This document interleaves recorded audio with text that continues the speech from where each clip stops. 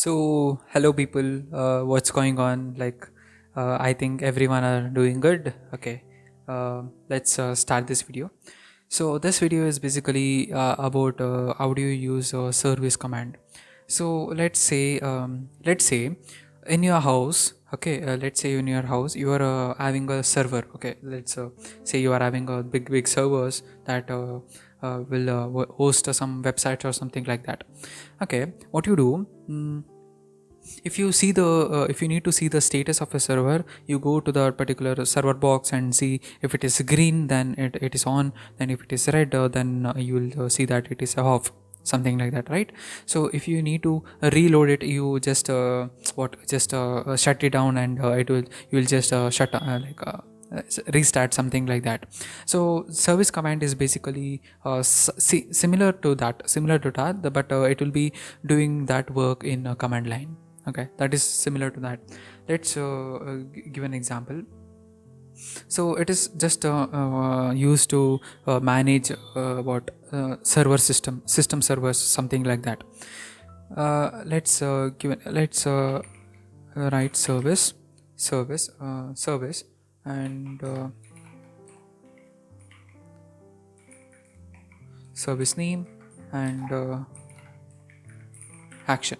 So this is the syntax of using the service command. Okay, let's go back.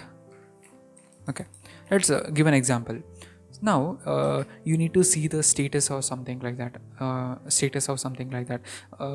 What do you mean by status? So status is nothing but, if you see the status, you will come to know that if the server is on, or else if the server is disabled, or if the server is stopped, like that.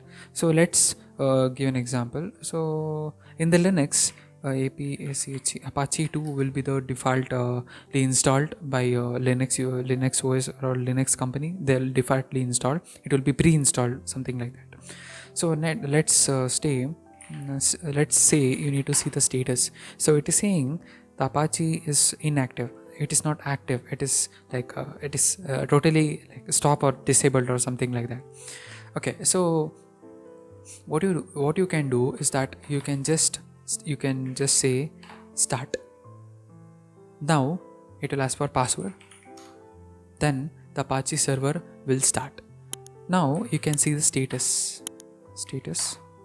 You can see the Apache server is started, like it is active, it is running, up and running. You can go for any website and you can just check that Apache is running or not. It will be running. Okay, the Apache is running now. Okay, let's say that you need to stop the Apache. You can use stop. This will stop the Apache. It will ask for the password, then you can see the status. Now the Apache is stopped, or else they will call it as inactive, but it is like stop.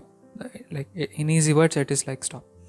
Let's say you need to restart the Apache. So there is some glitch going on in the Apache, that it is not running properly. You need to restart it. You can use restart. It will restart the Apache. Ask for the password, then you can see the status. The Apache is up and running now.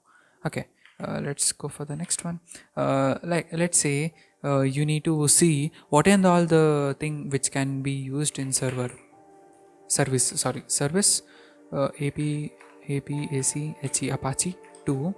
You can say status all, so it will display it should display. Okay, scrv ic sorry scrv ic sorry. So it will display all the arguments which can be used. As I showed you, I use start, I use stop, and I use restart, and reload also you can use, and force reload, and graceful stop. So you can use reload also. Instead of restart, you can use reload. It will ask for the password, then the Apache is up and running now. Yeah. Status Apache is running, so I don't need Apache to be running. Okay, I just need to stop it. Now ask for the password. I'll give the password. sorry. Okay, now if I see the status, then now Apache is been stopped.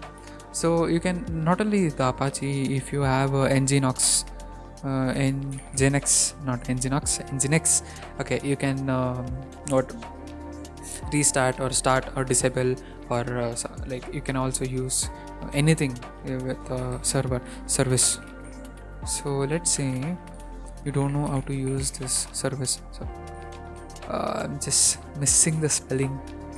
Okay, it will show all the what arguments which can be used, or else you can go for man page. It will also provide you a good information about how do you use a service command. So it is showing help, status all, so run, okay, something like that. You can also check the version, I guess. Yeah, it has 1.64 plus parity. Yeah, it is the version. Okay, so thank you guys for watching, and bye.